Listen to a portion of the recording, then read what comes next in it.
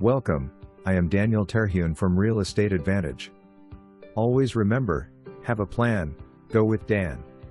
True pride in ownership is apparent the minute you step into the front door. The owner has redone all the woodwork in beautiful oak. The electric fireplace was just completely redone this winter and adds some great ambience to the room. There is a nice dining room and kitchen that round out the first floor. The second floor has 3 bedrooms and a full bath. All the attached oak cupboards have been handmade by the seller. There is a small door in the hallway that is a laundry chute that goes all the way to the basement.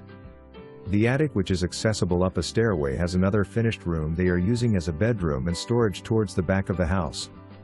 The basement has 2 rooms, a family room and a workout room, that have been finished. There is also a laundry room /1/2 bath, and a mechanical room. There is a paved driveway off of Pearl Street that goes to the 1-car garage. The owner is currently using the garage as a woodshop. The playset and the shed in the backyard are both staying. From the driveway, there is a walkway that leads to